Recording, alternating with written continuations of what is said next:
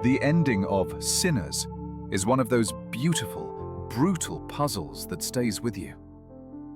It's a story where death can be a happy ending, and living forever can be a curse.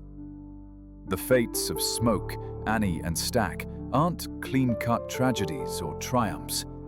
They are complicated, soulful conclusions to a story about love, sacrifice, and the haunted realities of American history. It's the kind of film that leaves you walking out of the theater with some big questions. What really happened to Smoke, Annie, and Stack? How can a man killing the woman he loves be an act of mercy? And how can letting his brother live on as a monster be an act of hope?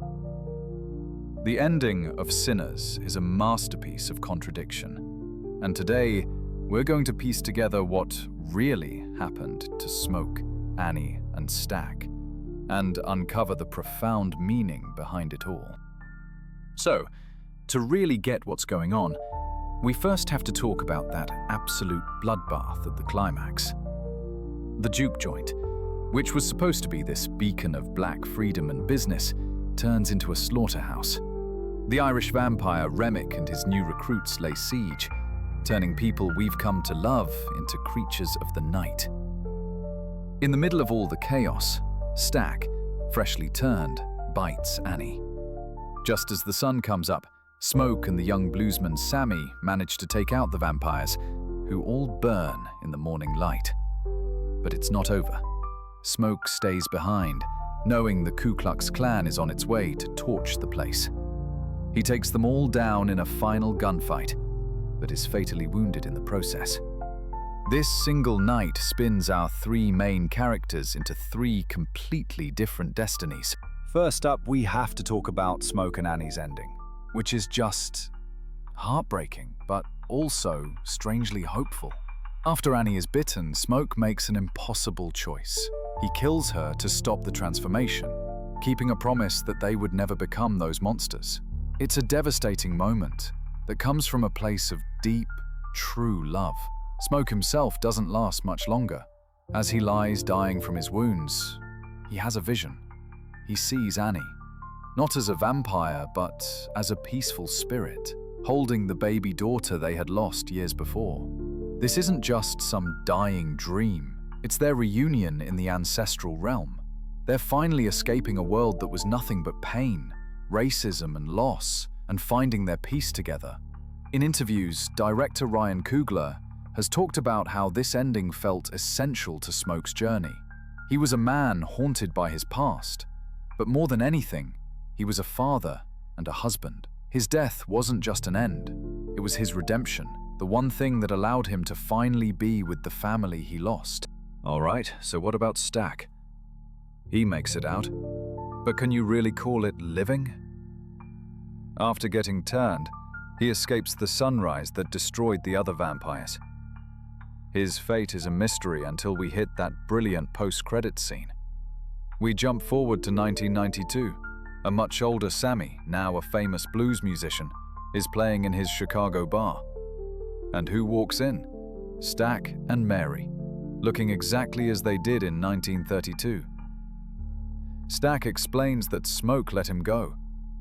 In one final act of brotherly love, Smoke spared him, but on one condition. He and Mary could never hurt Sammy. But you can see this eternal life is just an empty prize. Stack tells Sammy that the day of the attack was the best day of his life, because it was the last time he ever saw the sun, and the last time he saw his brother. He's a ghost, forever stuck in the night, haunting a world he can never truly be a part of again. His immortality is a curse, a constant, painful reminder of everything he's lost, making his survival maybe the most tragic ending of them all. So, what's the big picture here? What is Sinners really trying to say? The film uses vampirism as a powerful metaphor. Remick's offer of eternal life isn't about power, it's a lie, mirroring the false promises of assimilation into an oppressive society. To become a vampire in this world is to lose your soul, your history, and your connection to your community. Smoke and Annie chose to die with their humanity intact, finding their real freedom in a spiritual reunion with their ancestors. Their ending is a powerful statement about holding on to your identity, no matter the cost. Stack, on the other hand, takes the deal. He gets to live forever but loses everything that made him human. His family, his community, the warmth of the sun. He's physically free, but spiritually in chains. The film puts these two paths side by side and asks a tough question.